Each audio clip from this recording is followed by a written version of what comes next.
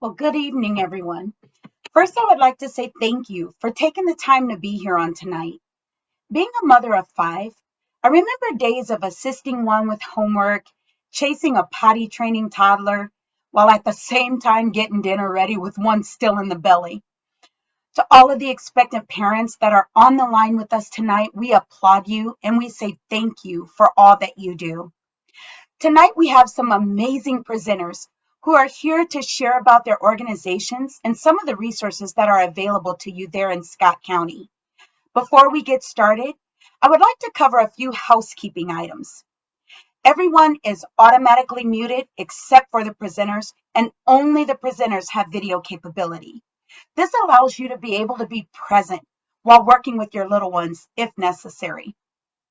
Please be comfortable, sit with your feet up, and enjoy this time of learning. If you have any questions during the presentation, there are two ways to submit questions. You can use the Q&A button or you can use the chat function. The difference is the Q&A function can only be seen by the presenters, and the chat is visible to everyone unless you direct your question specifically to one of the presenters. However you feel most comfortable asking your question, we encourage you to choose that option. Lastly, the winner of the pack and play will be announced at the very end. You must stay all the way to the end in order to be able to win. So let's go ahead and get started. My name is Stephanie Moody, and I'm the Health Equity Coordinator with Count the Kicks. I began my work with Count the Kicks after finding out about the inequities that persist in birth outcomes when it comes to stillbirth rates within the African American community. We were working together with a group called the PMA here in Des Moines, and together we focused on the support systems that mothers use outside of their obstetrician, their doula, or their midwife. For some, it's their hairdresser. For others, it can be their local church or other community leaders that support them. While we were working on the Count the Kicks campaign, my son and daughter-in-law became pregnant. I asked Courtney, had she heard about the Count the Kicks app? And on her due date, Courtney thought she was in labor, but noticed that Luna wasn't moving as much. Originally, they told her to drink water, lay on her left side, and to time the contractions. She was a first-time mom, and there's times that we can feel a little anxious about giving birth. I know I did. But Courtney decided to go into the emergency room anyways. She was able to provide the doctors in the emergency room with the data to show that Luna was not moving like normal. And they found that there were actually two health issues that would have prevented our Luna from having a healthy birthday. Since then, I've continued sharing my story, empowering women by teaching them the importance of counting as well as tracking their fetal movements. This is my dream job, and I am honored to have you all with us on today. So tonight during our time together, we're going to cover some icebreakers. I'm going to talk to you about Count the Kicks. Then you're going to learn about AmeriGroup. Genesis Hospital is going to come and talk about labor and delivery. Scott County Kids Program is going to share about some things that they have available for you. Then you're going to learn about WIC as well as Parent Pals. We're going to give you an option to be able to share all the questions that you have, and we'll answer them during the Q&A time. Then we're going to grab that winner for the pack and play. So for our icebreaker, I thought it would be fun to do a couple get to know you questions so that we can learn a little bit about those who have joined us tonight. So you're going to see a poll that's going to pop up on your screen.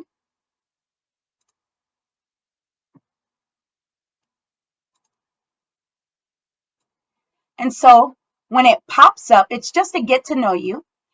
Go ahead and let us know, what are you having? All right, Team Pink is in the lead. Uh-oh. Team Blue is trying to catch up. Oh, Team Green. Nope, it looks like Team Pink. So there's a lot of girls on here. I'll go ahead and share those results with you. Looks like we have 5 girls, 2 boys, and 2 we don't know. All right, let's try the next one. For this one, it's going to have 2 parts. So we'd like to know what trimester you're in, and our last poll is going to answer the question, have you heard about Count the Kicks? So I'll go ahead and launch this one. Go ahead and answer those 2 questions there.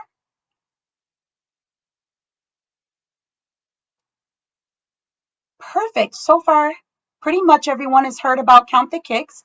We've got quite a few in our 3rd trimester and some that are only in the 2nd trimester. Awesome. I'll go ahead and share the results so that you can know who is among you. All right, perfect. Before I begin my part of the presentation, I always like to start with a feel-good story about a baby saved that was shared on Good Morning America. On our website, you'll see many others like this one, but this story is about baby Ruby, who was saved when her mother Emily used our free Count the Kicks app and was able to share her kick counting data with the doctors, letting them know when baby Ruby was in trouble. Let's take a look at this video and see how Emily counted her baby's movements and saved baby Ruby's life. We're going to turn now to that GMA parenting alert about a free app a mother says helped save her baby's life by tracking how often she kicked. ABC's Diane Macedo is here with that story. What is this all about? So this mother says that everything was completely normal in her pregnancy until one day, thanks to this app, she noticed that something was off. Well, it turns out her baby was in real trouble. For Emily and Jeremy Ecoff and 2-year-old Liam, oh, nice. Life with their new baby Ruby is extra precious. We have a healthy baby girl, and we could have had a burial instead. Ruby is lucky to be alive, and her mom says that's largely thanks to an app. The free app called Count the Kicks aims to prevent stillborn deaths by helping moms record their baby's movements. You can just tap the baby's footprint every time you feel a movement. A movement could be a kick, a roll, or a jab. Used at the same time every day, the app tracks how long it takes to reach 10 kicks, helping mom learn what's normal for her baby. And we also send calendar reminders and text reminders so that moms are reminded to do it once a day in the 3rd trimester. It's just one of a growing number of apps helping parents through pregnancy and labor. For the Ecoffs, everything was going smoothly until one day last month. The kicks were not happening as frequently as they usually did. And when she did move, it was really like soft, subtle, not like hard kicks like normal. Emily knew from the app that her baby normally kicked 10 times in under 10 minutes.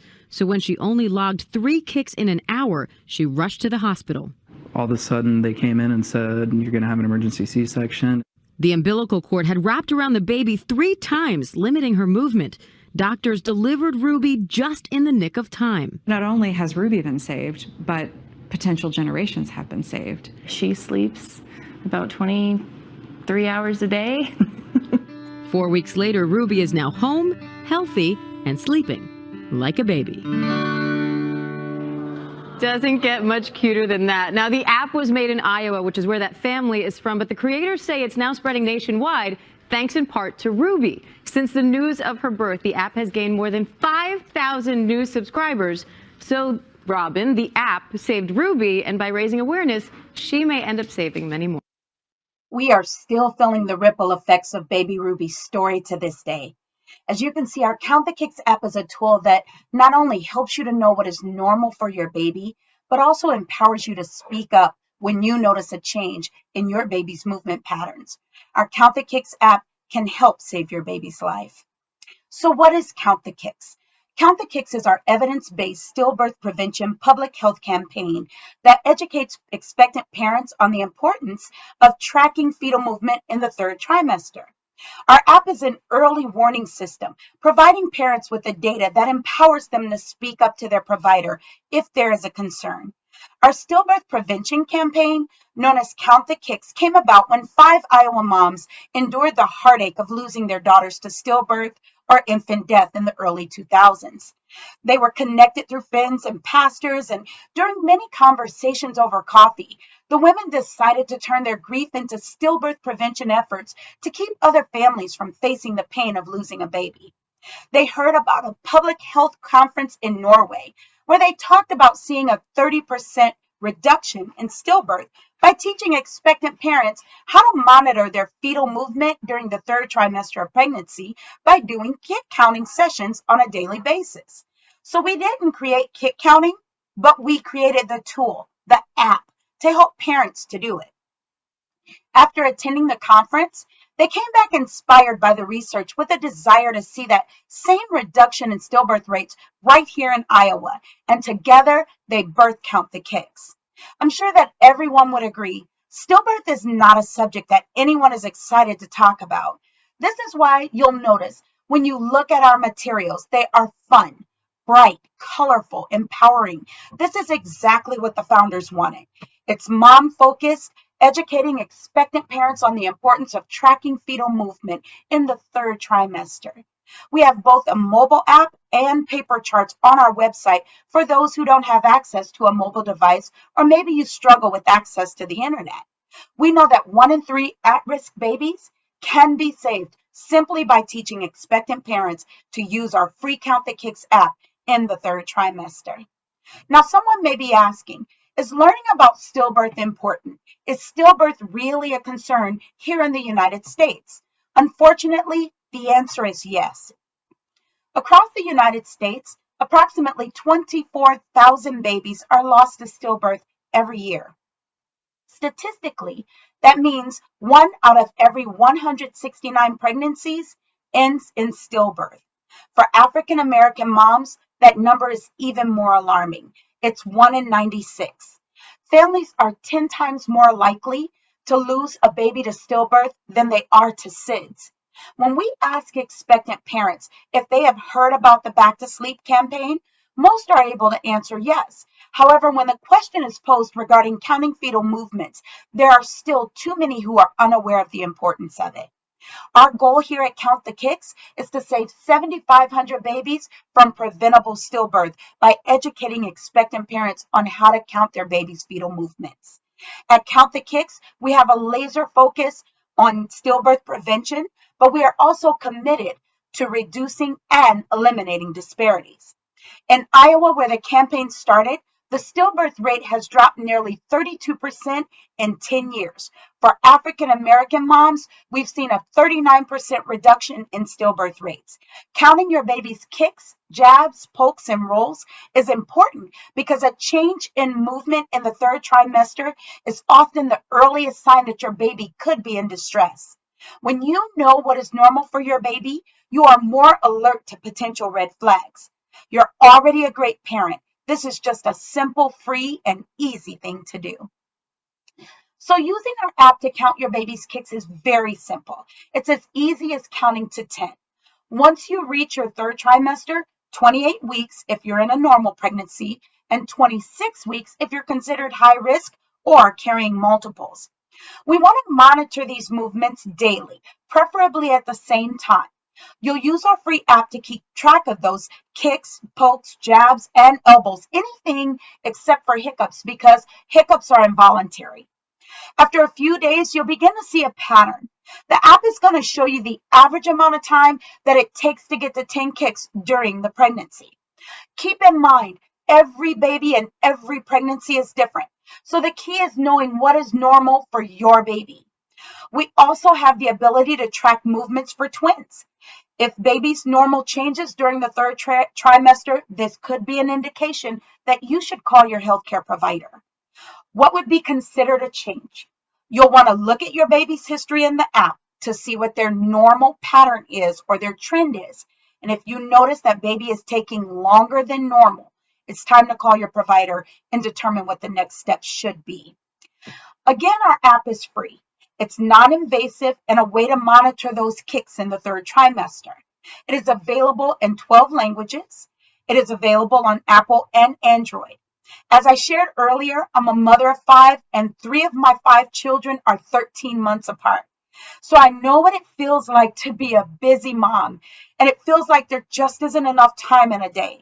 Our app is going to help you to take the guesswork out of how long it takes for your baby to get to 10 kicks.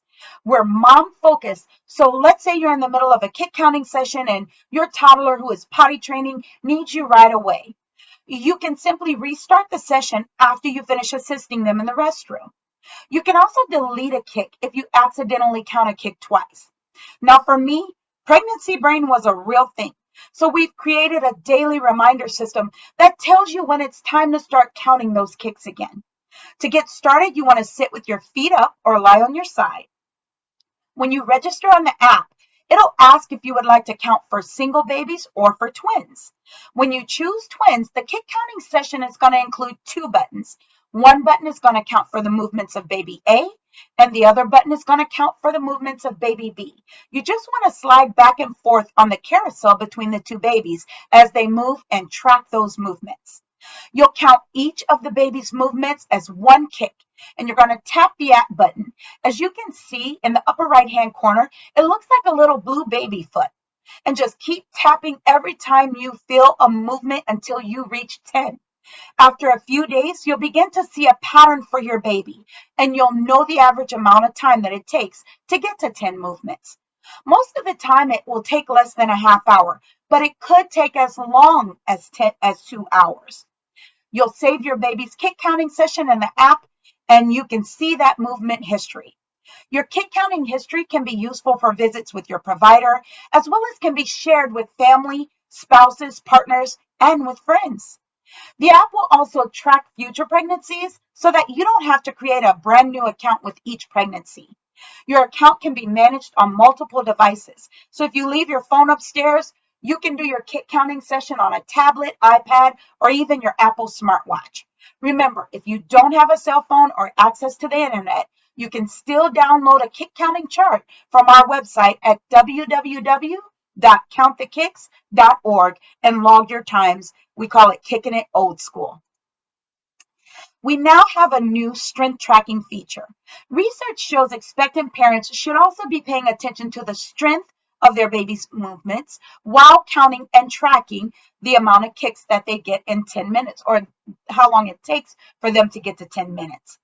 With our new strength tracking feature, at the end of each kick counting session, you're going to be asked to rate the strength of your baby's movements. If your baby's movements become weaker, it can be another sign that your baby needs to be evaluated. This new feature teaches us how to judge the strength of our baby's movements. You can rate your session from fluttery to fierce. Fluttery is going to be the light movements that are hard to see from the outside, similar to what you feel when you first started feeling baby move.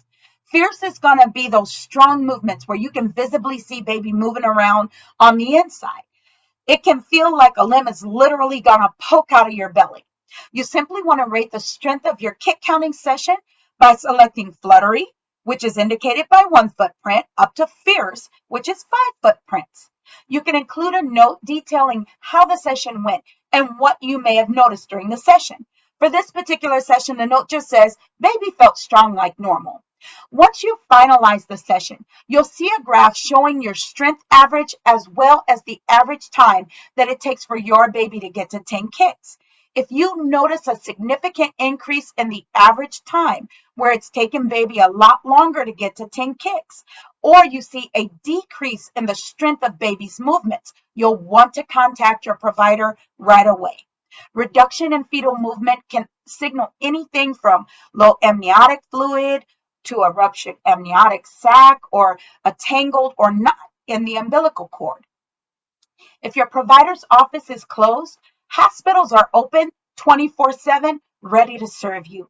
The risk of not speaking up outweighs the risk of not going in and making sure that everything is okay.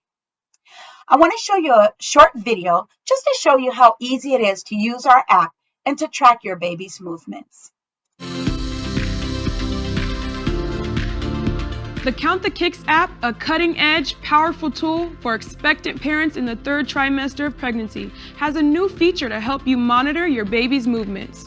The new strength feature allows you to rank the strength of your baby's movements on a scale of 1 to 5, from fluttery to fierce. Research shows paying attention to the strength of your baby's movements is vital. If a baby's movements becomes weaker, studies show this could be a sign of potential problems, and expectant parents should alert their doctor. The free Count the Kicks app now gives you the option to take notes on your session. Our app is available in 12 languages in the Apple and Google Play app stores. It is a simple and non-invasive way to monitor your baby's well-being every day in the 3rd trimester. Features include kick counting history, daily reminders to count, and the ability to count for single babies and twins. Simply tap the footprint every time you feel a kick, roll, or a jab, and the app will time how long it takes your baby to get to 10 movements. Log in to save your kick counting data. and get to know what's normal for your baby. Be sure to speak up and tell your doctor if you notice a change in the strength of your baby's movements or how long it takes your baby to get to 10 movements. Hospitals are open 24/7 and are ready to listen to your concerns. Join the community of expectant parents who are in tune with their body and their baby by counting kicks daily in the 3rd trimester. You can also find it on Apple Watch. Download Count the Kicks and start counting today.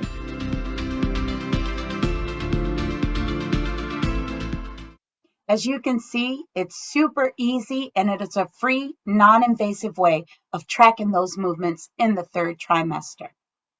Sometimes we talk with expectant parents who may not feel that kick counting is necessary. And when we ask why, we found out that there were some common misconceptions as well as outdated information and practices. One of the misconceptions that we learned and that we heard about is that people think babies move less the closer that they get to their due date. That answer is false. Babies don't move less. They just move differently. You may feel less sharp kicking and maybe some more rolling instead. However, if you're monitoring your baby's movements the same time each day, it still should take the same amount of time to feel those 10 movements. If not, speak up. Remember, you're your greatest advocate and you know what way your baby moves and how your baby normally moves. Don't be afraid to speak up. We also heard that my baby is always active. I don't need to count their kicks. Active babies can also experience distress, sometimes quickly and without any warning signals. Tracking your baby's movements every day takes the guesswork out of knowing what is normally active for your baby and if their normal activity has slowed down. Again, if you notice a change, don't be afraid to speak up. Some parents think, I can hear the baby's heartbeat on a Doppler device, so I don't need to worry about it. A change in the baby's heartbeat is one of the last things to occur when a baby is in distress, where decreased fetal movement is an early sign. Think about it. When we don't feel well, we're not up to bouncing around. We move slower or less, and it's the same for baby in utero. This is why it's so important to track the movements daily and speak up if you notice that there's a change. The next one is one that we hear from expectant parents who live in multi-generational homes. We hear babies just running out of room. Babies should continue to move up to and during birth. It can get tight in there, but it still should take about the same amount of time to get to 10 movements, regardless of the amount of space that they have in utero. Our last misconception is that mom should get 10 kicks in 2 hours. Again, every baby is different, and you'll want to know what is normal for your baby. If there is a change and you don't feel like your provider is hearing you, follow your instincts.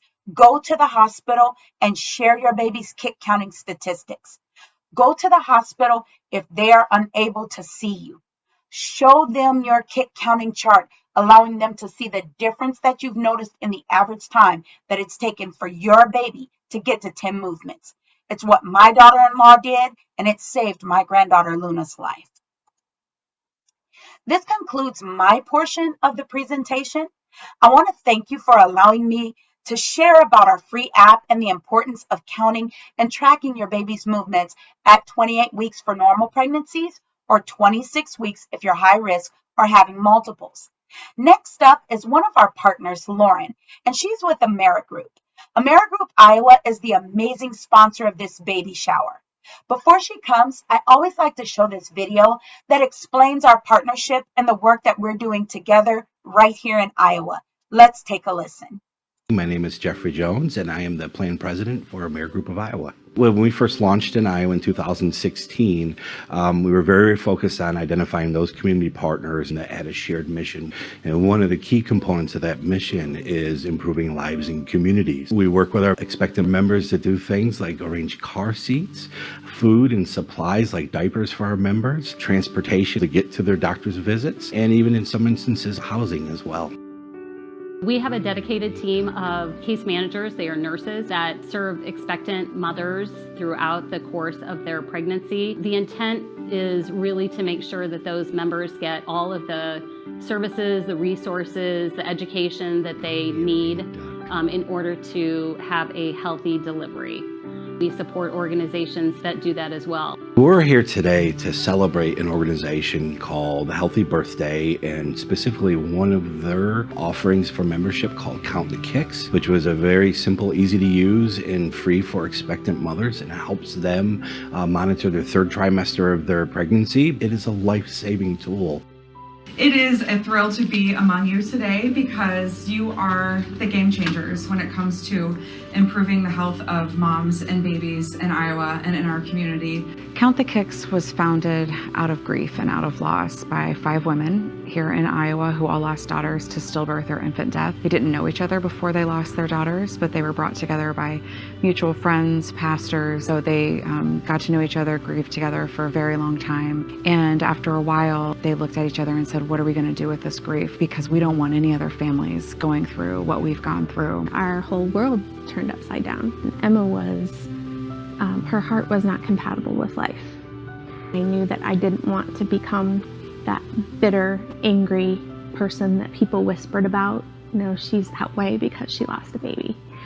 And I knew I had to make good from a devastating situation. Eventually they found research that showed the importance of tracking fetal movement in the third trimester and for expectant parents to speak up if they notice a change in what's normal for their baby, and that babies can be saved if expectant parents speak up when they notice a change. We looked at each other and we said we have to do something in our girl's honor, and that's how we are going to be moms to the girls that we lost. I know AmeriGroup cares about the health of women and babies, and so I was very hopeful that they would want to invest in our campaign and believe in our campaign. And so we were thrilled when they said yes, and on such a fantastic scale. We truly believe that AmeriGroup helped contribute to the lowest stillbirth rate on record for the state of Iowa.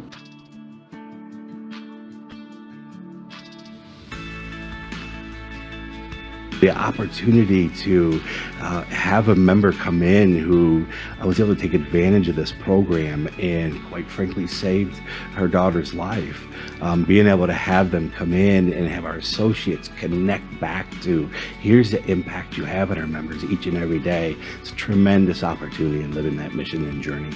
It's a good app, like, you know, it's very detailed, it's bright, it's informative, and it's simple to use.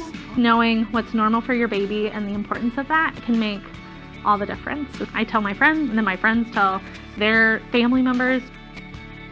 It's incredible what it's blossomed into here. To see these faces, these beautiful faces, and to see the moms who are just beside themselves grateful that their baby is here because of something you've done. I cannot think of any better way to spend your time on earth than to do something like that.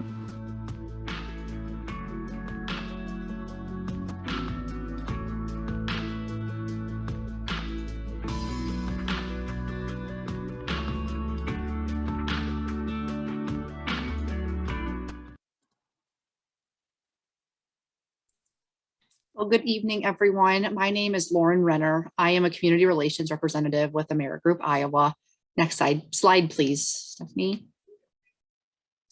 So AmeriGroup Iowa is one of the 2 managed care organizations that provide Medicaid health benefits to people in Iowa's Medicaid programs. We have been serving members since 2016, the beginning of managed care in Iowa.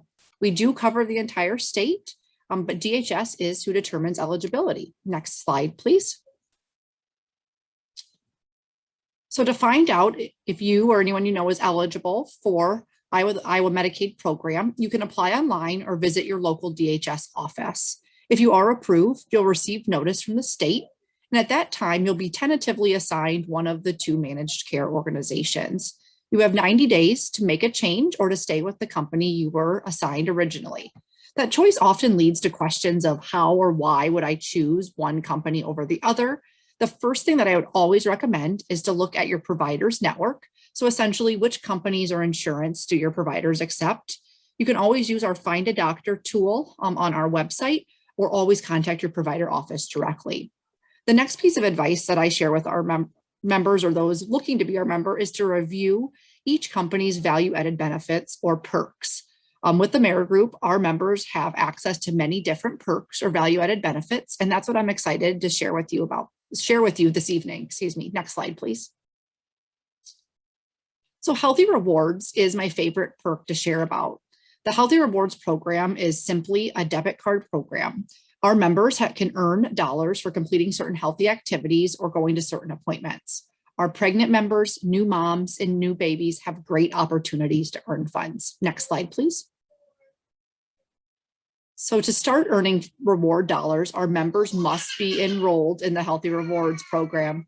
Our members can simply enroll by calling into member services, calling in directly to our Healthy Rewards team, or visiting our Benefits Reward Hub. Next slide.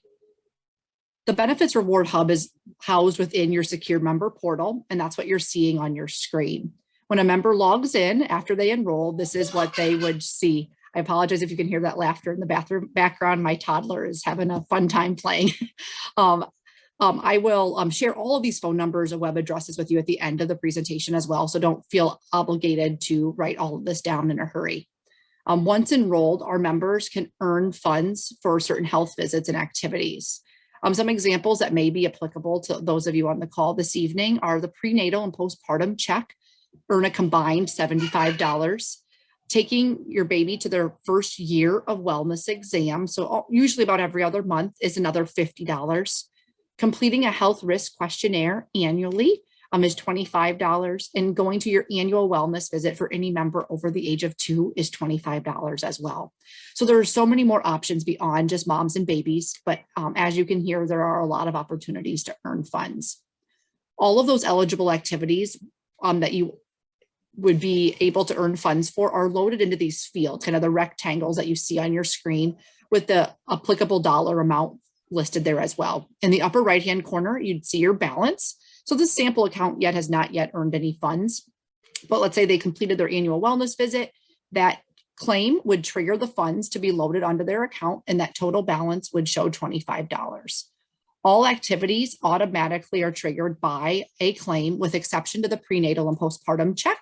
So you do need to call in and self-report those. So just a great reminder for all of you on the call.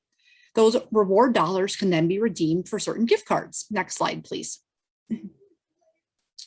Here are some of the examples of retailers you can select gift cards from. You can select a physical gift card mailed to you, or an e-gift card that has immediate access for you to get access even faster.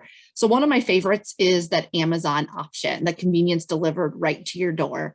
I know I probably need to not utilize that convenience quite so often. These retailers are always subject to change as new retailers become available. For instance, we are in the process of adding the Bye Bye Baby store, so be sure to keep an eye on your portal. Next slide, please. The other perk that I wanted to share tonight is new for 2021. AmeriGroup Iowa pregnant members, or those members that have delivered within the past 6 months, are eligible to receive a dual electric breast pump.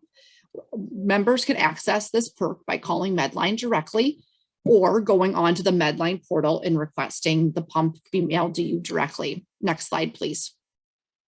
To order, members would create and activate their account on the Medline site. Members would simply need their member ID and date of birth to create that account. Once you are logged in, then it's just like you're shopping online. Next slide, please. As you can see on your screen, the Medline Deluxe Electric Breast Pump Kit comes with the tote bag, breast shields, bottles, bottle supplies, cooler bag, ice packs, battery adapter, but most importantly, the pump itself. Next slide, please. When members log into their account, this is what you would see on your screen. You can simply add the pump to your cart and check out. Next slide, please. A member's address would be automatically loaded into the Medline site. If you've recently moved or need it shipped to a different address, you can make that update within the site, but it is auto-loaded just for your convenience. The breast pumps are traditionally mailed and received within 1 to 2 days. It's that simple. Members can always call into the phone line to order with assistance from a Medline representative. I do also want to note that members do have the right to request the pump at their convenience once you're noted as pregnant in the system. But please keep in mind, the 1-year warranty from the manufacturer starts at the ship date. So some may wait closer to due date to request that pump, just to extend that warranty into the life of the pump longer, but that is totally a personal choice. I hope this benefit will be useful to many of you. We are really excited to be the first Medicaid managed care organization to offer this to our members. Next slide, please. The Pregnancy and Beyond resource guide is shared with each of our pregnant members. It is available on our website and has a lot of great information. Even for those of you that aren't with us, you can download this. Taking Care of Baby and Me is the AmeriGroup's care coordination program for our pregnant members. It's very important that you see your primary care provider or OBGYN for care when you're pregnant. The AmeriGroup OB high-risk case management programs helps our pregnant members with complicated healthcare needs. Our high-risk OB case managers will provide support to our pregnant members who are considered high risk and are 35 weeks or less gestation. The goal of the program is to provide one-on-one support to ensure that pregnant women have access to the appropriate care and all the resources needed for a healthy pregnancy. Some things our case managers will do is they'll help collaborate with your providers to ensure you're getting the appropriate care, medications, medical supplies, etc. Assistance getting those medical supplies if needed, and also referrals to other local resources, many of which you'll hear from tonight, things like WIC or transportation assistance, housing, and other pregnancy support programs. Our case managers are really a trusted resource and connection. Additionally, we do have case management for our babies and families that are in the NICU. Our NICU case management program is designed to help parents cope with the day-to-day stress, teach about staying involved in the care of babies, and help prepare for that transition home once discharged. Our case managers will help with education, resources, and referrals with the ultimate goal to prevent baby from being readmitted to the hospital. We do also have brief care coordination that's offered to our low-risk pregnant members, women greater than 35 weeks, or postpartum moms if needed. If any of these case management programs are something that you need, please contact our member services, or you can always contact your provider. You can also send me a private note in the chat as well. Next slide, please. Excuse me. Here on your screen, you can see even more information and resources shared within that guide. Once again, with the ultimate goal to keep you and your baby healthy. Next slide, please. Our AmeriGroup Iowa website has a resource page for pregnant members. Housed here are all of our internal resources, external partnerships, and much more. This can be accessed by anyone, not just our members. It's also worth mentioning that our Medicaid members can receive mileage reimbursement or transportation to any of their medically necessary appointments. And as I'm sure all of you are finding out, there are a lot of appointments during pregnancy. We also have a 24-hour nurse line and much more. So please log into your portal and view all of those online resources. Next slide, please. I want to truly express my sincere gratitude for your time tonight. Congratulations in advance. If you have any questions, please use the chat box and I will do my best to answer. I will plug all of the websites, phone numbers that I've mentioned quickly in that chat box as well. You'll also have a flyer that you can receive as well. I am now going to pass it on to the next presenter. Thank you for your patience if you're hearing the wild toddler in the background as well. So have a great evening. Congratulations.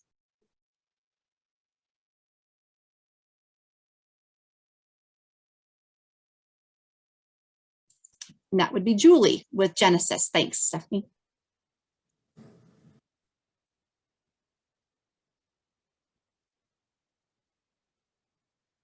Hello, can everybody hear me? I'm not sure if everybody can see me. We can hear and see you, Julie. You're good to go. Perfect. Okay, I just can't see myself. I still see Lauren, so I just was making sure that I was ready to go. Welcome, everybody. So glad that you could make it this evening. Too bad we can't meet in person, but virtual is about as good as it gets these days, right, with COVID. So what to pack for your baby's birth? You know, you don't need to pack the kitchen sink. That's for sure. We do not need that much stuff here. We have a lot of the items that you will need, but there are some things that I can suggest that would be good for you to bring. Bring comfortable clothing. What do you like to wear when you lounge around and are hanging out on the weekends? Bring those types of clothing. If you want, you can wear your own clothing during labor and delivery, Most of the time we have patients wear a gown just because they don't want to get their own clothing potentially sweaty or a little bit of amniotic fluid or something on it, but you definitely have that ability to wear what you feel comfortable in when you are laboring and having your baby. And then just think about your postpartum stay. It'll be a 2 to 3 day stay, so you do want to have clothing that you are comfortable in and wearing on the postpartum side as well. A pillow. A home pillow is always great to have underneath your head. You're going to sleep better at night when you're on the mother-baby side. You could use it in labor as well. We have plenty of pillows, but hospital pillows, if you've ever seen one, they're covered kind of in plastic, and then there's a pillowcase on top of it so that we can clean them between patients. So it's just not as comfortable as your own pillow from home. So I would just always suggest for people to throw a pillow in the car as well. A breast pump. There was some education given on breast pumps, and that's great that AmeriGroup's got that ability to get a free breast pump. It's nice if you bring your pump in case you need, your baby's not supporting you and helping you initially with breastfeeding. You can use that pump. We do have hospital pumps that you can use as well. But it's just nice if our breastfeeding nurses and lactation staff can help you learn how to use the pump that you personally own. So if you do have a pump already ahead of time, it'd be great if you would bring that in. Just wash the parts. So just open the instructions, make sure your parts are all washed so that when you come to the hospital, it would be ready to go for use. Car seat. That's important. Got to have a car seat, right? Car seat to take your baby home safely in. We don't have phone chargers here, so we need you to bring your own phone chargers, cosmetic and toiletry items that you like to use, during your stay. We have basic shampoo. We don't have any conditioner though. We have basic bar soap. We don't have contact solution, any of those specialty items or shaving cream or razors and things like that. So if those are things that you want to use during your stay, make sure you bring them along. As far as your baby goes, we have Pampers, diapers, and wipes. And, we have infant t-shirts and blankets for your use while you're here. You will need to pack clothing for your baby to go home in, but you can use Genesis clothing during your hospitalization. So hopefully that helps narrow down your list so that you're not bringing in everything to your stay. Am I in labor? Our next slide here. How do you know? $1 million question. Am I in labor? Am I not in labor? You know you're in labor when you've got strong and regular contractions. A contraction, is when the muscles of your uterus are tightening and then relax. Now, some of you in your third trimester might be having that tightening and relaxing feeling now, and those are Braxton Hicks contractions. But these contractions will last about 30 to 70 seconds, and they really help press and move your baby south, move your baby down, right? That's the goal, is to put that compression on your cervix and get you to the point where you're able to push your baby out. So true labor, 30 to 70 seconds. They come about 5 to 10 minutes apart, and they just keep getting closer and closer together. They're so strong that you can't usually walk or talk through them, and they get stronger over time. And this includes pain. Braxton Hicks, they might be uncomfortable, but they're not what I would describe as painful contractions. And labor, they're painful. Pain in your lower belly, pain in your back. Some women say it's down their thighs or in their hips and stuff too. So it can be a variety of different places. Bloody discharge, bloody or mucousy discharge. This happens because your cervix is made up of bloody tissue, and your cervix starts about 2 centimeters thick. And then in time, it thins and dilates. And when it's thinning and dilating, it's made up of bloody tissue. So that's where that bloody show is coming from.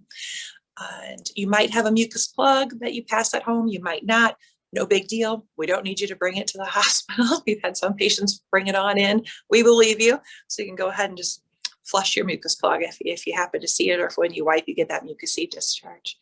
Your water breaks. Your baby's been growing in amniotic fluid, right, during your pregnancy. And so it could be a little trickle, it could be a big gush, but that would be a time too that if it's that you need to call your provider and evaluate, did my water break, did it not? Once your water's broken, your baby's risk for infection increases, because that barrier between the environment and your fetus, your baby, is broken. That barrier is gone when your water's broken. So we do want to make sure that if your water is broken, that we're caring for you safely here in the hospital. So if you think you're in labor, call your healthcare provider, whether that's your midwife or your physician. They'll be able to help you decide, am I in labor? Am I not in labor? And then when you arrive to the facility of your choice to deliver, we hope it's Genesis Birth Center, but whatever facility you choose, either your labor nurse or your provider will check your cervix in a triage area and help you decide, is this labor? Is this not? Because true labor means your cervix will start to dilate too. If you come in and you're 2 centimeters and 2-3 hours later, you're still 2 centimeters, you're probably going to be going home. But if you come in and you're 2 centimeters, an hour or two later, you're 4 centimeters, you've made cervical change, labor has begun, and then you'd get admitted and you would stay with us. So next, we're going to talk about true versus false labor. And we kind of mentioned this a little bit in the last slide. This comes from the March of Dimes, so it's helpful information. So true labor, you got regular contractions. They're maybe irregular at the beginning, but then they start getting really regular and they start getting closer and closer and closer together. And they last anywhere from 30 to 70 seconds. And some women, it's even longer, 60 to 90 seconds. And they get strong. They keep getting stronger over time. You can't walk through them anymore. You can't talk through them anymore. And then even with different position changes, they continue to happen. Braxton Hicks, false labor, they're irregular. They stay irregular. They usually happen late in the evening or at nighttime. You're trying to fall asleep, right? Your baby decides it's time for a party in the uterus and is all busy in there. And you're like, gosh, I feel like I'm tightening and relaxing. And I feel like that, maybe I'm in labor. If that's just a normal time to feel that way. It could be labor, but that's a pretty common time. And so I would say most women with their first baby who think they might be in labor, they come in sometimes during that evening or nighttime, kind of thinking that this might be it. Whereas if they'd stayed home a little bit longer, kind of evaluating, gosh, do they get closer together? Do they become painful? Do they start lasting longer? That might kind of help some of those am I in labor stays. So they usually are mild and don't get stronger over time. They might, be strong at first and then kind of get weak. Sometimes they're painful, especially if your bladder's full. Keep your bladder empty. Your bladder and your uterus are located so close to each other. So if you don't have an empty bladder, you're going to be pretty uncomfortable when your uterus is contracting.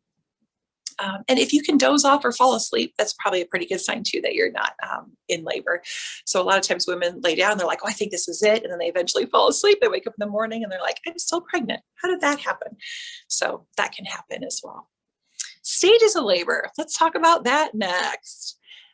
It has changed a little bit during my career, and I guess I didn't introduce myself and my background at all, so I apologize about that. My name is Julie Grothison. I have been a labor and delivery nurse at Genesis East Birth Center for the last 25 years. I went to the University of Iowa. Besides being a staff nurse still at Genesis, I'm also the nurse educator, so I help hire and train and educate and our new hires and to make them just excellent labor and delivery nurses and mother-baby nurses so that they can take care of you during your stay. So labor, first stage is divided into 2 phases. There's 3 stages overall in labor. The first stage is the early stage, 0 to 6. 0 to 6 doesn't seem very early, right? That's like, gosh, that's more than half of labor is early labor. Mild irregular contractions, like we talked about, they start to get stronger, more regular. And this part, I'm not kidding, guys, it can take hours or days. Some women are in that early labor phase just for days. So what do we encourage you to do during this time? Shower, walk, try to rest, eat, drink, put your feet up, try to rest, different position changes and interventions, and just realize that this can be kind of a long drawn out part of labor, especially at the very beginning. That 0 to 3, 0 to 4 time can just really, really drag on sometimes in people. It's okay to take a bath, get in the shower. Water therapy can really help as well. A heating pack, if you've got a heating pack or a hot water bottle, that is good too. Active phase of that first stage, there's the early phase, 0 to 6, active 7 to 10 centimeters, contractions are much more frequent, regular, a lot stronger. And this phase, thank goodness, is a lot shorter than the first stage of labor. So typically first time moms, it's about a centimeter an hour or so. But if you have had babies before, that 7 to 10 centimeter part can just go in just a couple minutes. And it can for first time moms, but most of the time it's when women have had a baby before, they can just really go, that 7 to 10 centimeter part can go very quickly. Second stage, it's time to push. You're feeling pressure, feels like you need to have a bowel movement. You want to bear down. You're feeling kind of grunty. So that's when you're 10 centimeters. We check you, verify that you're 10 centimeters dilated. And this stage can be as short as a few minutes, or it can last for several hours as well, up to 3 to 4 hours in some women. Now, what makes the difference if you push for a short period of time or a long period of time? A lot of times it has to do with what number baby is it for you. Your first baby, it takes a long time. You've never pushed a baby out. So I shouldn't say it takes a long time. It can take a longer time than with other babies, which just kind of makes sense. You're new at this. You haven't had a birth before, so sometimes they can just take a little bit longer.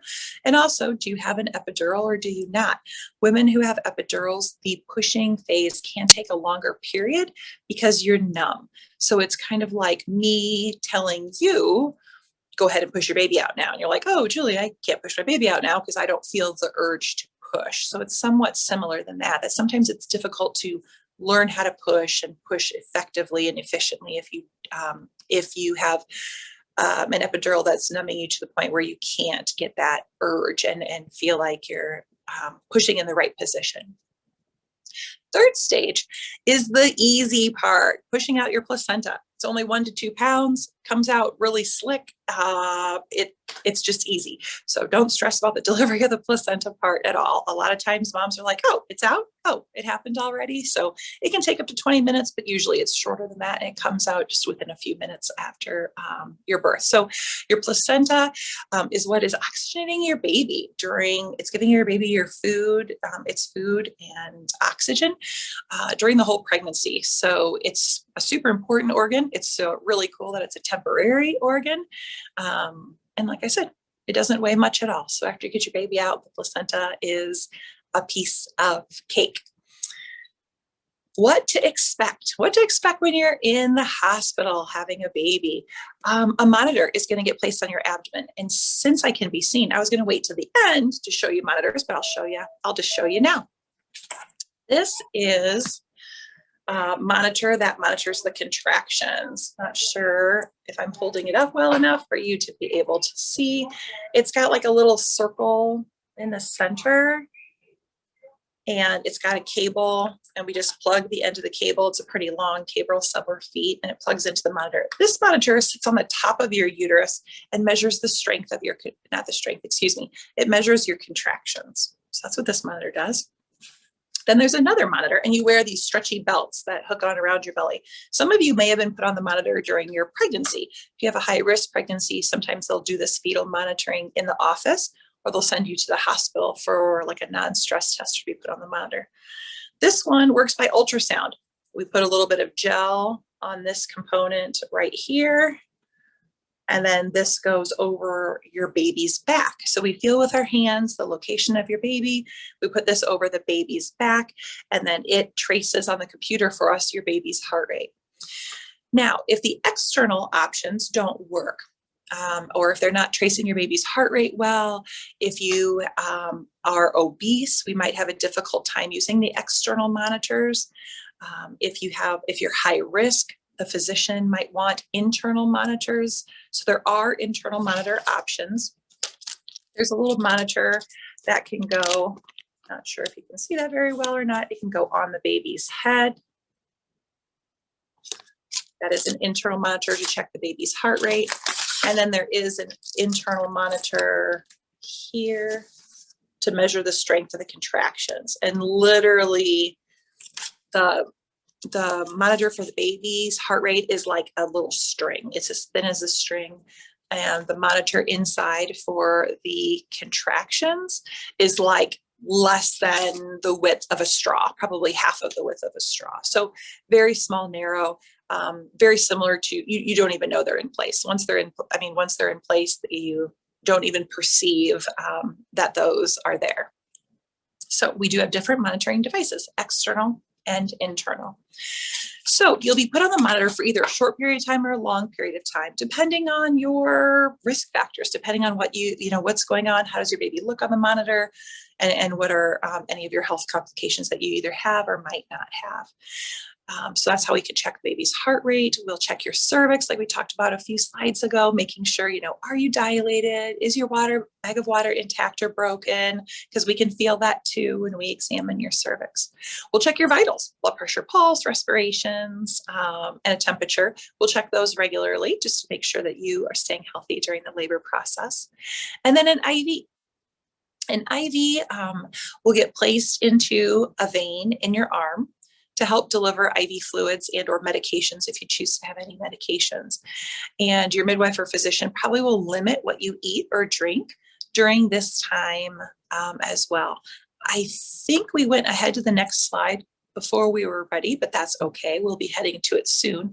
But just a little bit more about IVs. An IV is like a seatbelt. I'm hoping most of you wear your seatbelts. Seatbelts are super important to wear during pregnancy. But a seatbelt, we wear seatbelts, why? To keep us safe. And it's for the just in case. A seatbelt is just in case I get in an accident. If I knew tonight when I leave work, I wasn't going to get in an accident, well, I might not have to wear my seatbelt. But we wear our seatbelts for the just in cases. An IV, just the little tube in your arm or hand, it doesn't even have to be hooked up to anything. That's a seatbelt for you. That is your safety blanket. After birth, say you have no medicines during labor, that's fine, that's great. You have no IV fluids, that's great too, that's fine. But after delivery, you start bleeding. Sometimes that's even called hemorrhaging, where you start losing too much blood. That IV can save your life. That little tube is what we can give you medicines in to help stop your bleeding.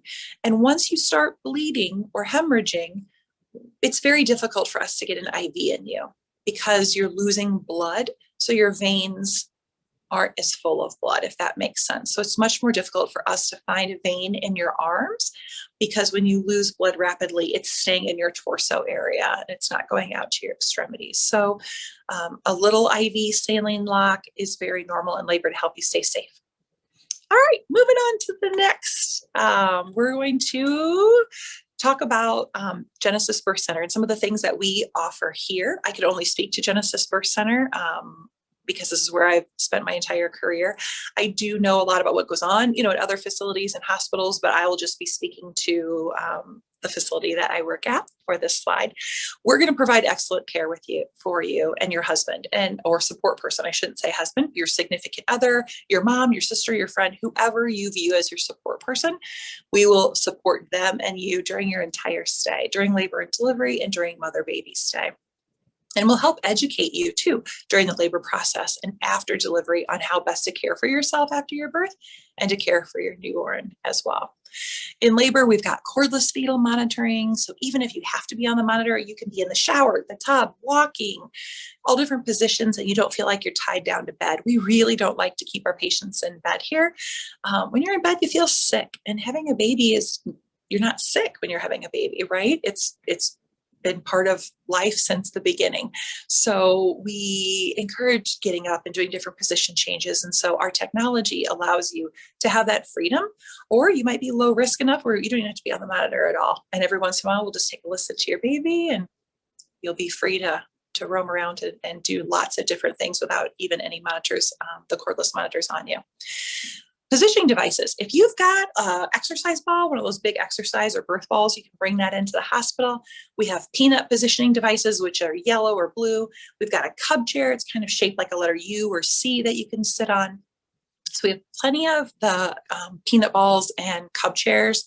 So if you do have a birth ball and you've been bouncing around and sitting on that at home, I'd recommend just bringing that with you too. Pain medication. You can take that medication in labor, or you might not want to take pain medication in labor, and that is your choice, and that's totally fine. We have many women who choose to have an unmedicated vaginal delivery with us. So completely, we will support you through that. We've got a lot of tricks up our sleeve to help you cope with the pain of your labor and delivery. If you do choose medication, we have nitrous oxide, which is terrific. Nitrous oxide is an inhalation. We hook up a machine, we give you a mask, and you literally hold the mask, and when you want to use it, you use it. When you don't, you don't. What's so great about nitrous oxide, it doesn't change your fetal heart rate at all, doesn't change your vital signs at all. You inhale it, you exhale it, within 60 to 90 seconds, it's completely out of your system. So labor, you're in pain, no pain, pain, no pain. It's kind of like a roller coaster ride, but you don't need medication necessarily continuously, right? You just need it for some of those contractions. So the great thing about nitrous is you can use it and then you can go, you know what? I want to go use the tub for a while and come back and keep using nitrous. I want to go for a walk in the halls. Or I'm going to try something different. And you still can do all those different position changes. It doesn't limit your mobility and freedom. So really no cons to the nitrous, just pros that it can definitely take the edge off and help. And it's called laughing gas, but it doesn't make you laugh. I haven't seen anybody laugh with it. That's for sure. And we are using that again now. We stopped for a little while due to COVID, but we are back. As long as you've got a negative COVID swab when you come in, you can definitely use nitrous oxide. IV pain medication, that is another option. That little IV we talked about in your arm, medication called fentanyl can get put in your IV. You can have that medication every hour. So that can be dosed every hour. Now, we don't want to start that too soon, right? We don't want to start it when you're 1 or 2 centimeters because you got to get to 10. So I encourage you to labor, get as far as you can. But when you're like, hey, you know what? I need a little break. I need something to take the edge off. Fentanyl is a good option for that. It lasts about an hour, 45 minutes to an hour, so you can only have it every hour. You also can't be walking around once we give you IV fentanyl. It works in your brain. It tells your brain, I'm not hurting as much as you're really hurting. So it blocks your pain receptors in your brain is how fentanyl works. It works very quickly. It kicks in usually within 3 to 5 minutes. It doesn't change mom's vital signs at all, and essentially doesn't change baby's vitals, baby's heart rate either. We haven't seen any big changes with that at all. Might make you a little sleepy, might make baby a little bit sleepy, but as we know, babies sleep on and off in utero anyway. So it's hard to tell, is this just baby's normal sleepy time, or is this a slight side effect potentially of the medication? Epidurals. Epidurals, it's a hollow needle, and then a small catheter is placed into a special space between the spinal column and then the spinal cord. It's called the epidural space. 2 different medications are going through a pump continuously into that epidural space.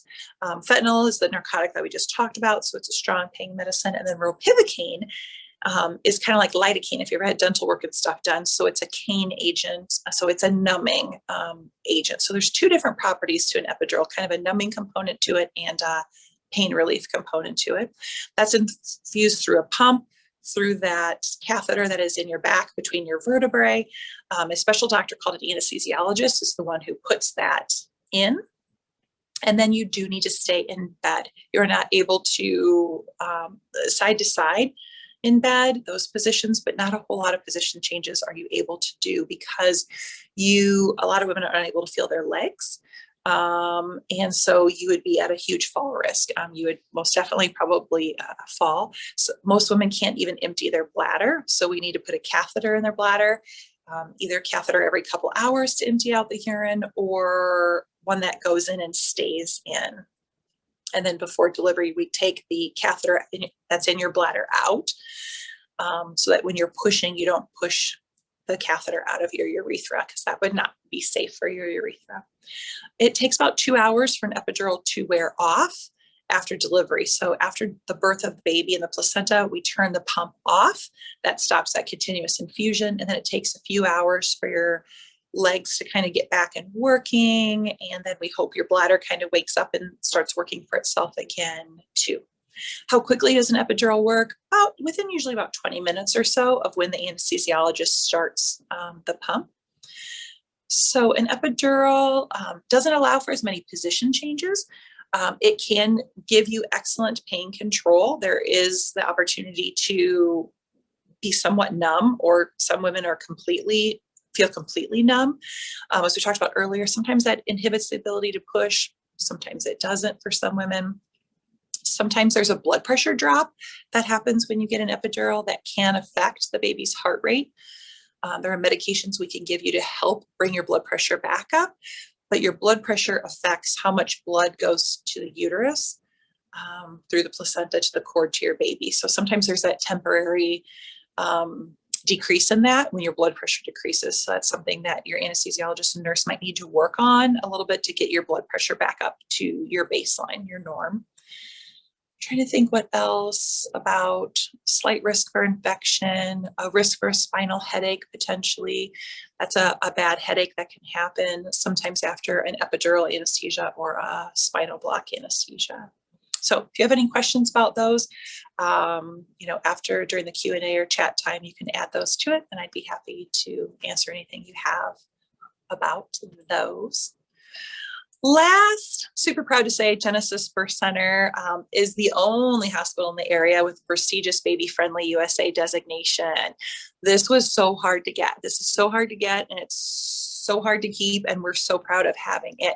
It means we know a ton about breastfeeding. It means all your nurses are going to help you so much with breastfeeding and helping breastfeeding be successful, helping you become confident with breastfeeding. So many women don't get a lot of support in the hospitals. And so if breastfeeding doesn't get off to a good start, it's really hard to maintain it. And we know breast is best. And we know that breastfeeding, the American Academy of Pediatrics says breastfeed for 2 years. And so breast milk is really important for your baby. So Genesis offers classes that you can take during your pregnancy for breastfeeding. We all have extra additional education and hands-on patient contact hours with breastfeeding in order for us to become a baby-friendly hospital. So we're very, very proud about our breastfeeding success rates and how many of our babies are breastfeeding at 6 months and a year once they've left our facility. If you've got a medical indication or where you can't breastfeed, or you've made an informed decision to use formula, we also teach safe preparation of feeding. And I just realized I have a typo. So sorry, feeling a formula. That's not right. Feeding a formula for our moms also, in case that is their choice. So I'm trying to think what else I have in the room that you might be wanting to see. I'll show you a couple more things. This is an Amni hook. It looks like a crochet hook. This tiny part at the top, teeny tiny, is what can break your bag of water. So if your water is just being stubborn, and some bags of water are super stubborn, sometimes you're 10 centimeters and the bag, you can see the bag of water like bulging out like a water balloon. This little Amni hook can break that bag of water. So some women just get to like 4, 5, 6 centimeters, and they're just kind of, I don't mean to say stuck, but they're just 4 to 5, a few hours later, 4 to 5, a few hours later, 4 to 5. Having your nurse midwife or your physician break your bag of water can really just help that head get on the cervix and can help delivery go faster.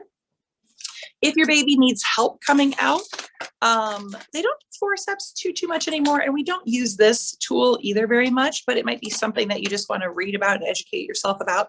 It's called a vacuum, and I really don't know why. I mean, I guess there's pressure associated to it, but we don't like hook it up to air sucking device like a vacuum cleaner by any means.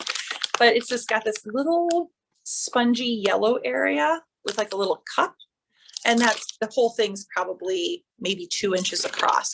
This goes on the baby's head. So if you're unable to push your baby out, they're able to put that on the baby's head. And then they kind of pump up a little pump to kind of apply some suction on the head. And then as you bear down and push, the provider can pull from the outside while you're pushing on the baby. So those were some things that I thought maybe you hadn't seen. I'll show you the room quick. I don't know if I can figure out how to turn myself around. Let me see. I think I don't know if that worked or not.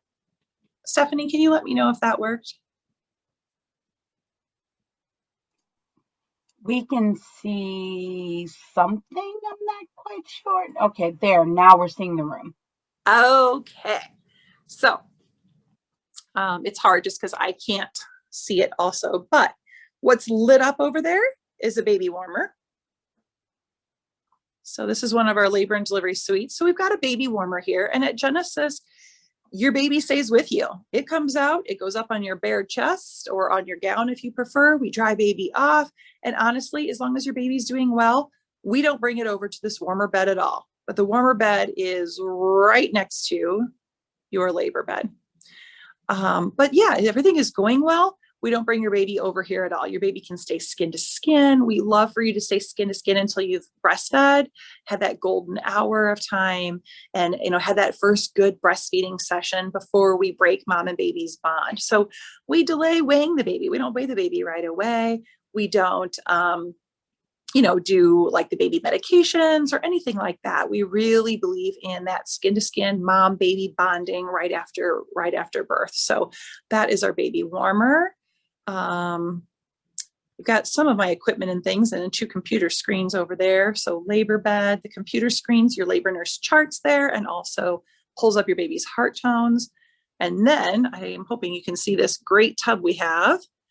We have this massive tub in a couple of our rooms. I mean, it's big, and I'm 6 foot. My husband's 6'5". We could both easily get in there. So huge labor and delivery tub. And then all of our rooms have some sort of hydrotherapy, whether it's these massive tubs or we've got some tubs with jets, and we have all different sizes of tubs. And then in the rooms, we also then have, if it's just a big tub room, we have showers, and everybody has their own bathroom and own bedroom in all of our rooms. We have no shared spaces. Our sinks are so stinking cute. They're kind of like scallop shape. I don't know if you can see the slope of it on the left there, but this is where we give our baby baths. So all of our rooms have these super cute baby baths as well. A nice recliner here that is super comfortable. TV up there is on a swivel, so you can see it from all different places in the room. And then I think the only thing I didn't talk about is, hopefully I'm not making anybody nauseous by moving around so much, is this couch. And the top part of the couch kind of folds out, so it makes it a little bit more cushiony and more comfortable for dad. And then we have these in all the postpartum rooms as well, so that you can, so your support person can be more comfortable when they sleep. Not that they're going to sleep in labor, not okay, but when they sleep during your postpartum stay.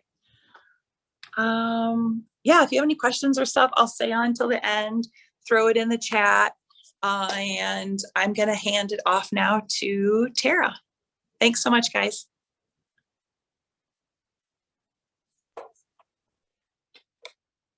Hi, I'm Tara. I am with Genesis also. I am with the Visiting Nurse Association. So I am with the department of Genesis that goes out in the community and visits with our patients in their homes and provides services that way. So I'm going to talk about 2 of the programs that we offer that are funded by Scott County Kids. And the first one that I'm going to talk about is our Scott County Kids Nest program, which I know at least 1, if not 2 of the participants on are already in our Nest program. So maybe they can put some information in the chat about what they think about the program. But basically our Nest program, if you want to pop on to the next slide, our Nest program is a class that we have every week that teaches new parents about topics that I'm going to try to move the chat so I can see the slide. We're trying to promote healthy pregnancy, healthy birth, community supports that are available, things like that. When you come to our classes, all of our classes are virtual now, so we're not really doing things in person, which is a lot more flexible. So we used to have class in person, but with the pandemic, we do everything by Zoom now. We do them every Monday. We record them. So if you can't come to our class, you can always watch the recording, but you can earn points.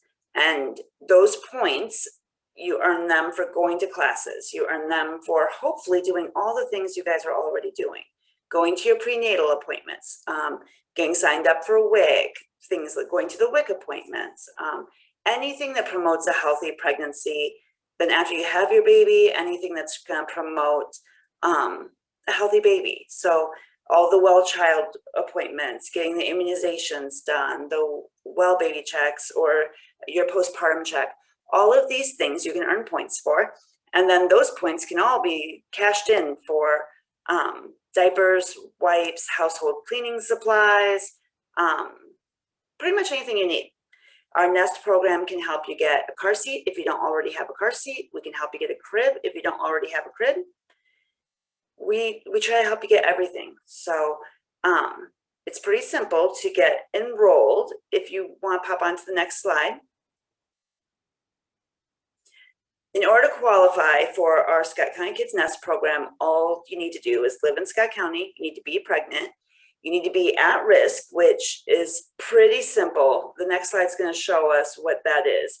But you need to be willing to participate. So either be able to attend classes virtually every Monday or watch the videos, or we can get you some information about the next program, no problem.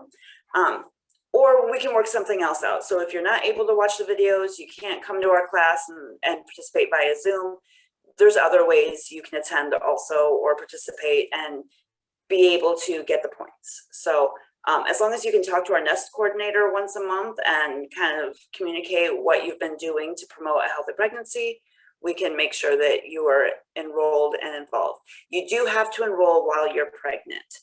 If you already have the baby, then you're not going to be able to get enrolled in our Nest program, but there are a lot of other community supports that Julie will talk about that could help you. Do you want to pop onto the next slide? So when we talk about being at risk, these are some of the things that can cause some complications with pregnancy. So income eligibility, low income can cause some challenges. If you are a smoker or exposed to secondhand smoke, under 20, age 20, or if you're over 35 when you get pregnant, if you have existing medical conditions, like maybe you're diabetic, if you're not gaining weight during pregnancy, or you've gained a lot of weight during pregnancy, before you got pregnant, if you're underweight or overweight, there are a variety of things that qualify someone to be in the Nest program. So if you want to pop onto the next slide. Our classes are every Monday, 3 to 4 p.m. They are on Zoom. If that time doesn't work for you, we do record them. So you can watch the recording. We also have other ways, if the recording doesn't work, that you can be actively involved with the program and still earn the points. Next slide. So the way that you enroll in Nest is you can talk with your OB provider. Most of the OB providers in Scott County have referral forms and they know how to send them in. So they'll fill it out for you and fax it to me, and then we can get it signed up. Other programs, most of the home visiting programs have referral forms.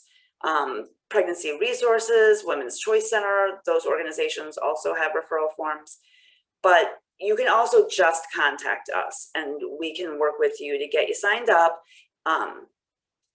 We would just need something that demonstrates you are pregnant. So if we can get a note from the doctor that says you're pregnant, or be able to look at your positive pregnancy test, or maybe you have an ultrasound, something like that, something that demonstrates you are pregnant, then we can get you signed up even if we don't have the referral form. That's not a problem.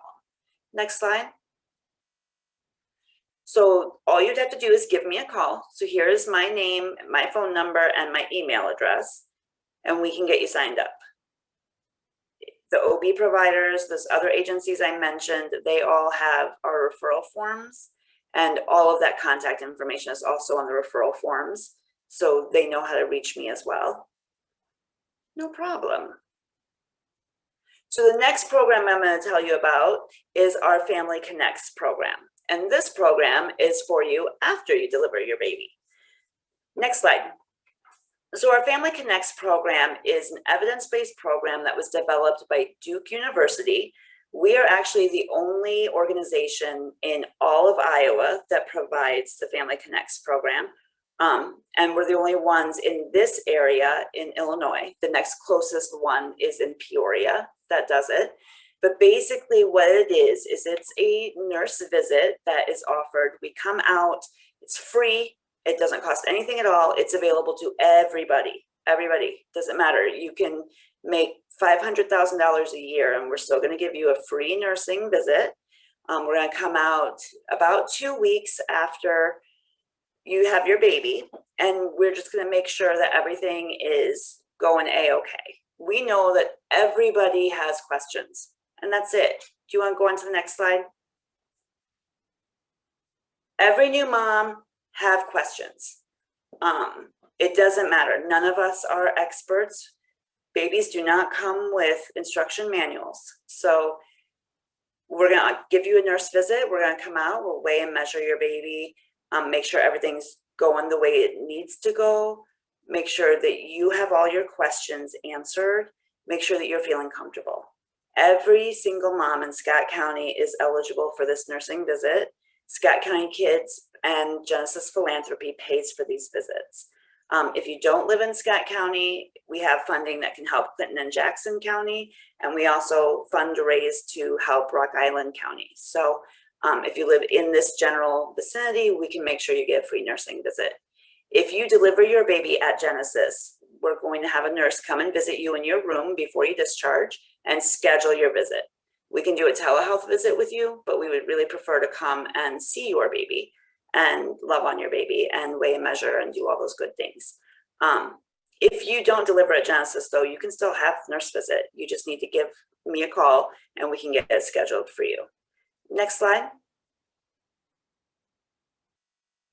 So there are benefits to having this visit. And as I mentioned, it's an evidence-based program.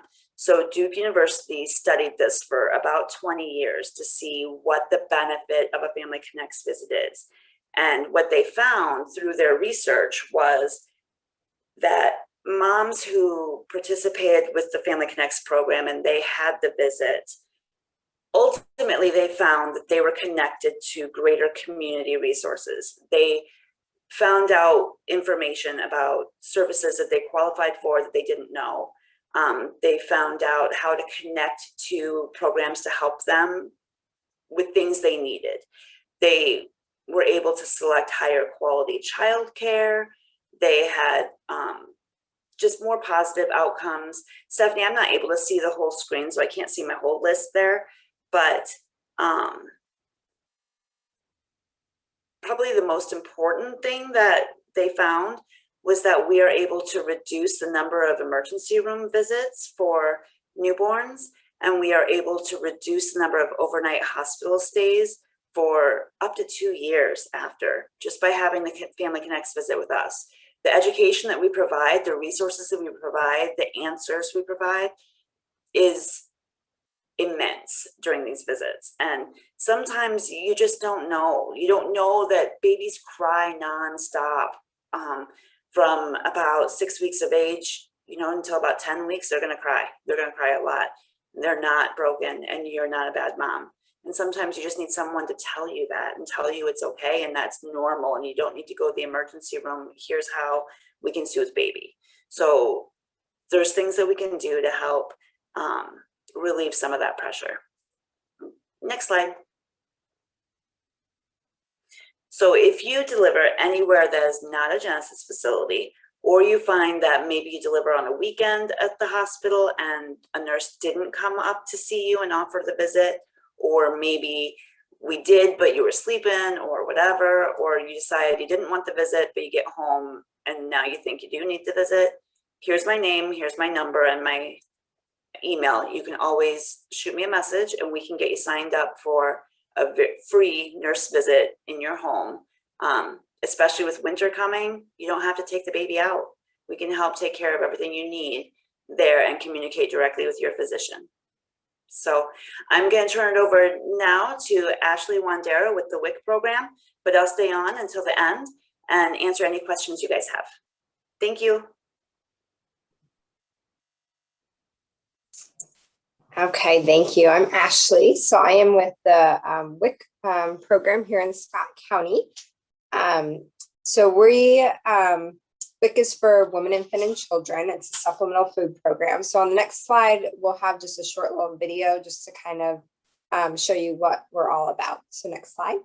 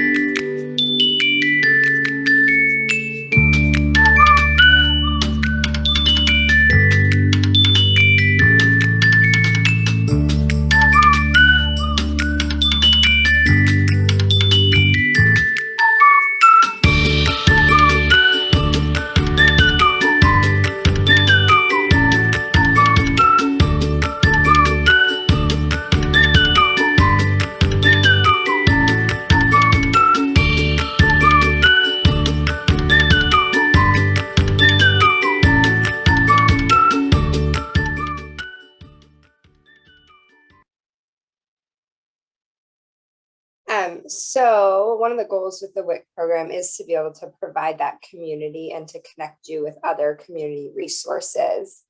So just about eligibility, WIC provides healthy food, nutrition education, and breastfeeding support to more than 8 million moms and children nationwide. So if you're currently pregnant or a caregiver or a mom with children under 5, you could qualify for our program and get that support that you need. We are an income-based program, and those get updated annually. However, if you're currently enrolled in any government assistance program like Medicaid or SNAP, FIP, Head Start, or Early Head Start, then you would automatically qualify for our program. And then you do have to be a resident of Iowa to qualify in Scott County. Next slide. So this just really quickly gives you the clinics that we have here in Davenport. We have 2 locations. We have one at 500 West River Drive at the Community Healthcare Building. And then we have one close to East Genesis at the Edgerton Women's Health Center. And the hours are the same. The hours are on Monday, 9:30 to 6, and then Tuesday through Friday, 8 to 4:30. So if you're interested in learning more or wanting to get signed up, you could just pop into our offices. Next slide. So appointments are pretty standard for us, but this just gives you a brief overview. We typically will do a height and weight. We'll check hemoglobin. We'll do some interview questions about health and nutrition history. We'll do a comprehensive nutrition education. And then some appointments you actually can do online, which would be a wichealth.org option. So next slide. It's a quick little video here.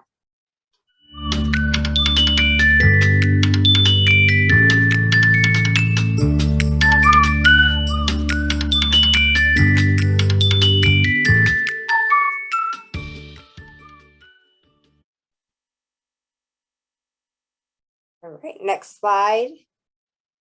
So a huge part of the WIC program is doing nutrition education. So helping families become healthy eaters and build healthy habits. We have 5 registered dietitians on staff, and we're able to provide that individualized nutrition education for your whole family. This just gives you a brief list of some of the topics we talk about, picky eating, trying to increase your fruit and vegetable intake, healthy grocery shopping on a budget. We also can help provide recipes using our WIC benefits. We talk about physical activity, and then we also provide breastfeeding support. But there's many other things we talk about. You kind of bring it up with the dietitians, and we'll make sure to kind of target what you're looking for. Next slide.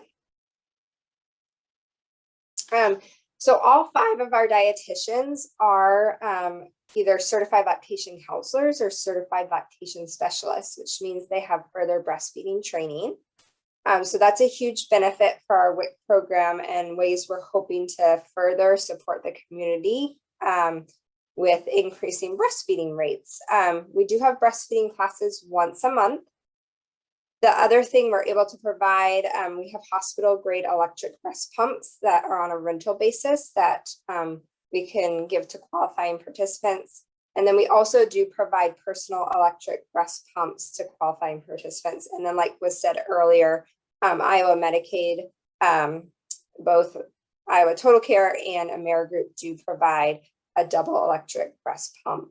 And then many other insurances will cover things too, but the best option is to contact your insurance just to see what they might be able to offer you. Next slide. And this is just a quick video on some other ways we can help with breastfeeding support. What is WIC breastfeeding support?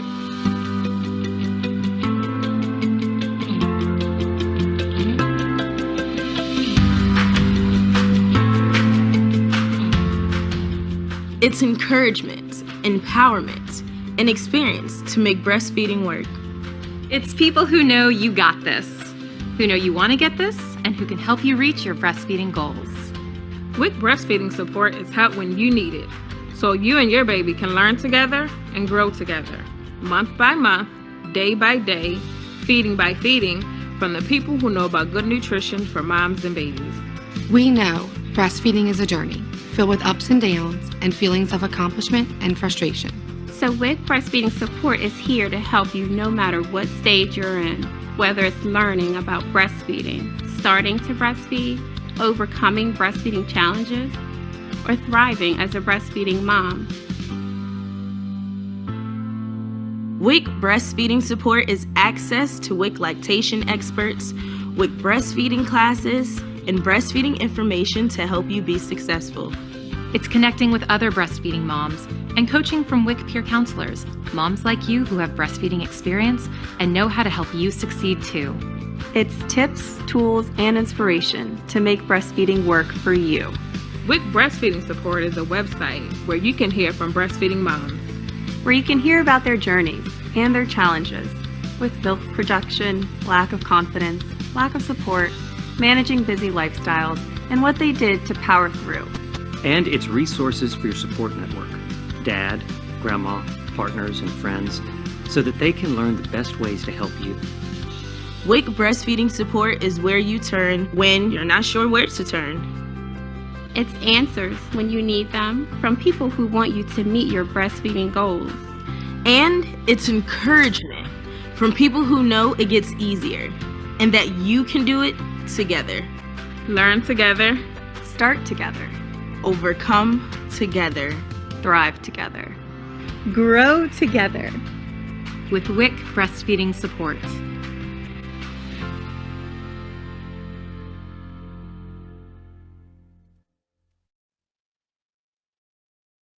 So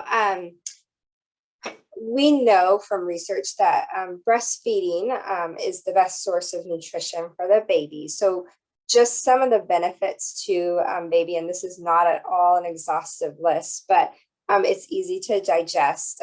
They have fewer sick days. It can decrease the risk for sudden infant death syndrome, and it can protect against cancer and diabetes, as well as for mom. And again, this isn't an exhaustive list, but it can lower her risk of breast or ovarian cancer.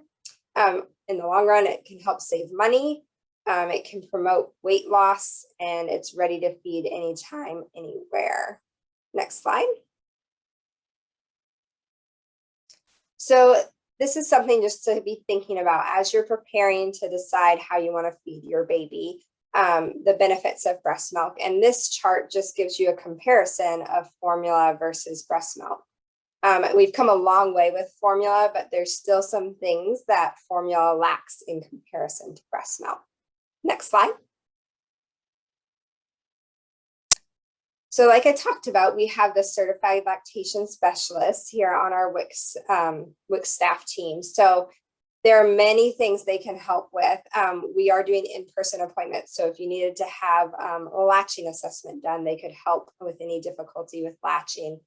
They can target any issues with milk supply or sore nipples or plugged milk ducts, anything regarding pumping if you're having concerns with pumping, or questions about, is my baby getting enough breast milk? And then just we're there for that emotional support with the breastfeeding journey.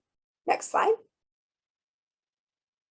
We're changing gears just a little bit just to give you an overview of what is offered on the WIC program, since we are in that supplemental food program category.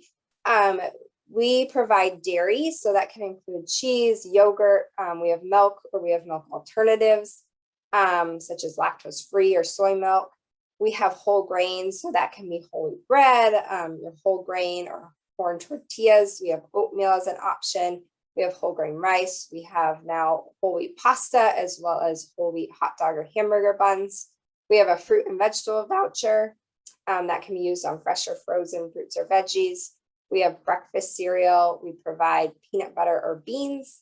We provide eggs or alternatives such as tofu. We provide 100% juice. We can also provide on certain packages fish, which would be tuna or salmon pouches or cans. And then we provide infant baby foods when the infant turns 6 months. And then we can provide infant formula if that's needed as well. Next slide. So back a while ago, they used to use checks for the WIC program. They've made that easier. We now use a debit card system. So you get monthly benefits and you can use those as needed throughout the month. So it's just made it more streamlined and more discreet for individuals, as well as there's an app that you can download, which is free. And it will track your benefits for you and tell you what you can and can't get for yourself. Next slide.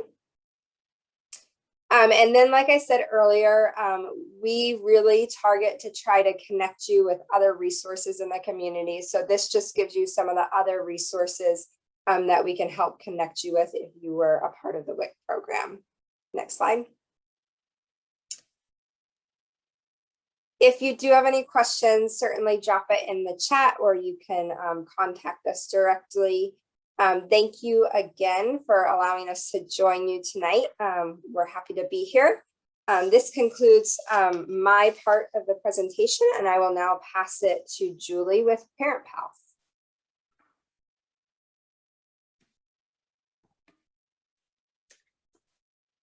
Hey, everybody. Thank you so much for staying to the end, and we're so glad that you're here with us. Parent Pals, we, as you can hopefully see, I can't see myself, I'm still seeing Ashley, but you can see back here, we have our Be My Pals number 2 that you can get a hold of us. Next slide, please. Okay, so as Tara had also made that comment, babies do not come within instructions, and there's many hurdles that we experience as we raise our children. And so there's no magical way. And, as you can read through this too, it can feel overwhelming, a little crazy after we have our babies.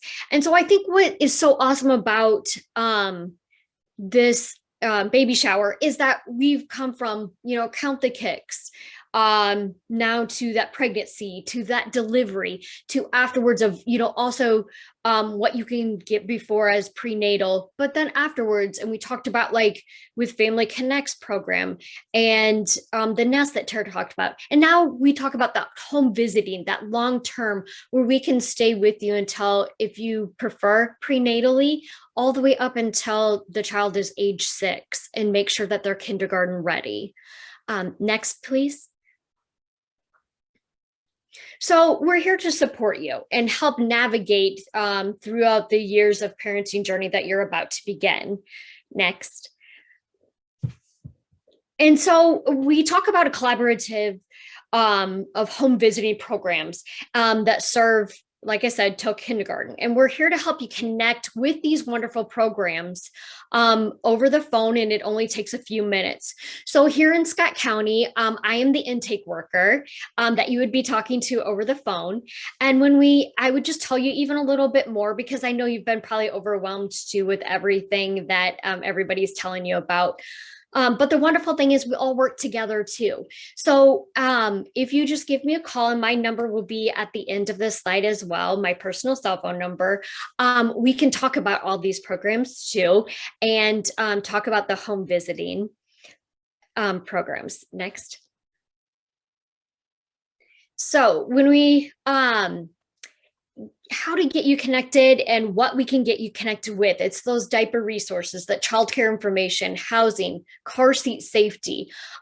You heard us talk about car seats, that the Nest is able to, get you a car seat, but we also through Parent Pals can get you that car seat. We do everything kind of virtually, or we do it a safe distance apart too. We follow those guidelines, but we would have that tech make sure that that car seat is installed properly. And like Julie said from Genesis too, that is something that you have to have before you leave the hospital. Our high school equivalency program, the GED, we call it our high set. That is through one of our agencies that we represent. We represent Bright Beginnings, Parents as Teachers, Nurse Family Partnership, Healthy Families of America.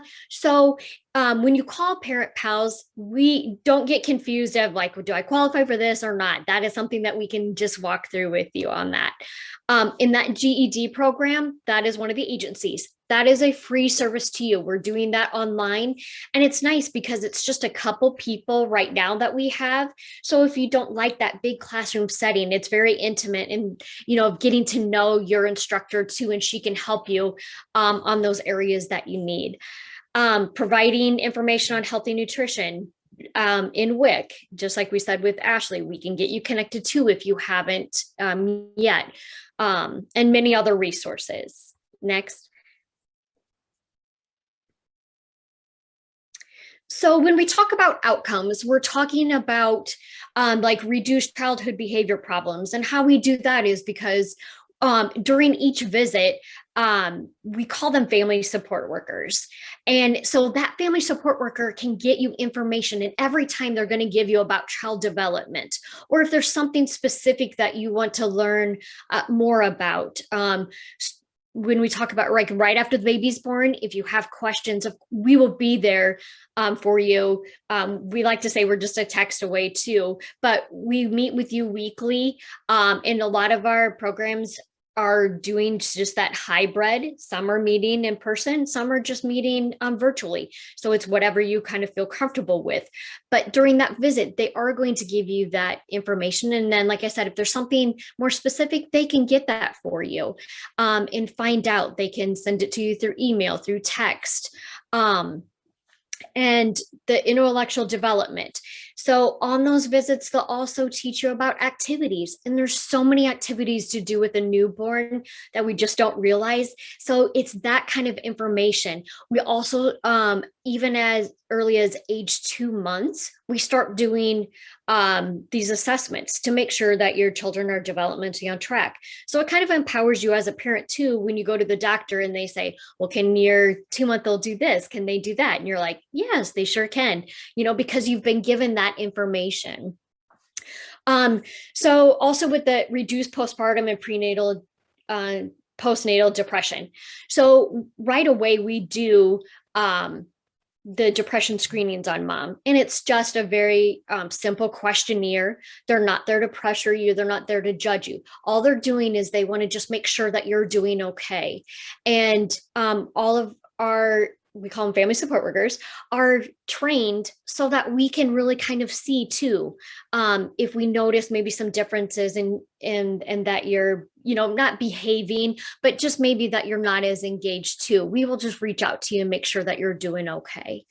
Breastfeeding, you guys have heard a lot about that too. And we know it's so important, but we can also get you connected like with WIC and stuff like that, so that they can help you answer those questions too. Or a lot of our staff members too, those FSWs are trained in breastfeeding. The parenting skills. It's wonderful that you can get that more information. As I take my baby is 15, and the more education that I do doing this, I find out like, wow, I wish I would have known that, and even though I felt like I had done a decent job with him, it's still nice to know. So we want to pass that along to you. Next slide. So this is like I said, my personal cell phone number is the 563-320-7509. You can visit our website too to get a little more information, and you can also make a referral and sign up for it through there yourself as well. I will stay on too. You can just ask me any questions in the chat too, or just ask me as you guys get on. Thank you, and I will pass it over back to Stephanie. Thank you so much, everyone. You did an amazing job on this evening. And I want to thank all of those who have been a part of the baby shower today, the expectant parents. You really are the rock stars. So what I've been watching during the presentation is that the questions are being answered via the chat. And so I want to make sure that there aren't any that were not answered. So far, what I can see, everything has honestly been answered. If there's any that have not been answered, would you please place them in the chat, and then we'll be able to ensure that they get answered. Yes, definitely a ton of information. And here's the amazing thing about it, is that we're going to send you an email. You'll look for an email from me, from Stephanie Moody. It's going to include a recording of tonight's presentation so that you can watch it again, as well as a PDF of the slides from our presentation. So you'll be able to see the information that we presented on as well. It'll also have information for your baby bundle as to where to pick it up, what are the times, and the location. So it looks like we're filling up the chat with just saying thank you. Perfect. All right. So let's talk about that winner pack and play winner. The name that was drawn this evening is Sonia Womack.